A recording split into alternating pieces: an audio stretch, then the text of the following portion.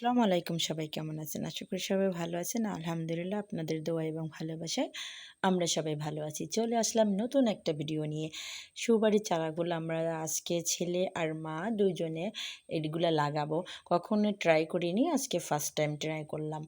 এটা হলো আমার দেবরের ছেলে পিচ্ছি যেটা, এটা আমাকে আম্মু ডাকে। আর এটা হলো খন্তা। আমরা এটা দিয়ে মাটি খুঁড়ে গাছ লাগাই বা এমনি মাটি খুঁড়ি। এটাকে কোন অঞ্চলে কি নামে বলে জানি না, হয়তোবা অন্য কোনো নাম আছে, অবশ্যই জানাবেন।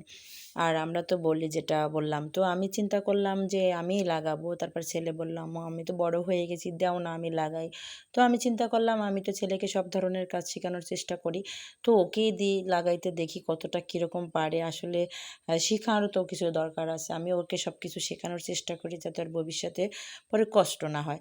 তারপর কিছু কিছু আমিও ওর সাথে হেল্প করছি, ও লাগাইছে। তারপরে আমি সব কাজ, সব ধরনের কাজ ওকে শেখানোর চেষ্টা করি, ঘরের কাজ বাহিরের কাজ, কারণ ভবিষ্যতে ওর কষ্ট না হয় বা তখন কাজ করতে ইচ্ছা করবে না। এখন যদি একটুও না করে বা চালু হবে না কোনো কিছু, পড়ালেখার পাশাপাশি আমি সব ধরনের কাজ শেখানোর ওকে চেষ্টা করি।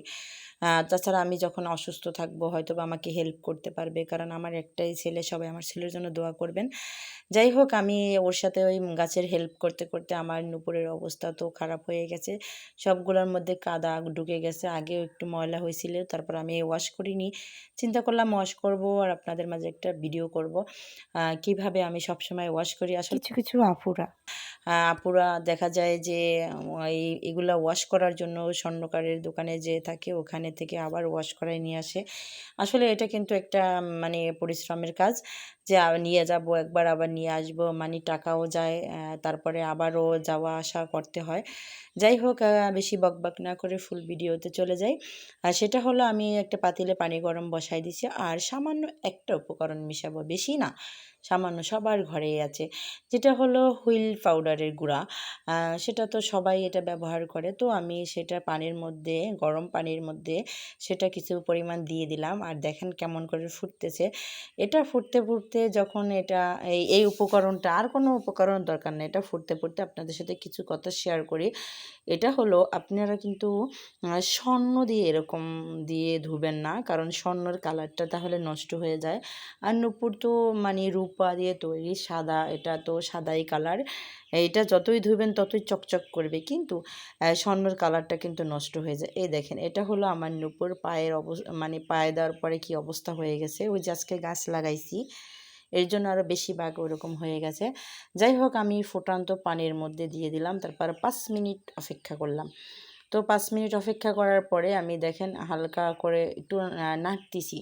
এই নাড়াচাড়ার মধ্যেই কিন্তু দেখেন আমার হুইল যে পাউডারের যে গুঁড়াটা দিছিলাম, যে সাদা পানিটা ছিল সাদা, সেই সাদাটা নেই, দেখছেন কালারটা কিন্তু অন্য রকমের চেঞ্জ হয়ে গেছে, কারণ ওই ভিতরে যে ময়লাটা আছে ওইটা আস্তে আস্তে হয়ে মানে বের হইতেছে, আস্তে আস্তে করে বের হইতেছে।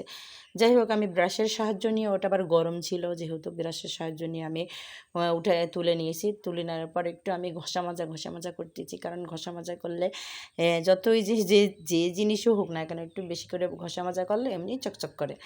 তো এমনি কিন্তু সাবান দিয়ে এটা ঘষা মাজা করলে আর চকচক করবে না।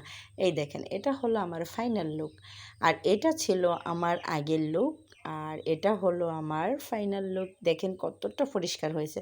তারপর আমার ছেলে বলল, দাও আম্মু আমি তোমাকে পড়াই দিই। তো আমি ওর আবদার তো আর ফেলতে পারি না, ঠিক আছে দাও, পড়াই দাও। তো ও আবার আমাকে পড়াই দিচ্ছে। ওকে, সবাই ভালো থাকেন, সুস্থ থাকেন, আল্লাহ হাফেজ।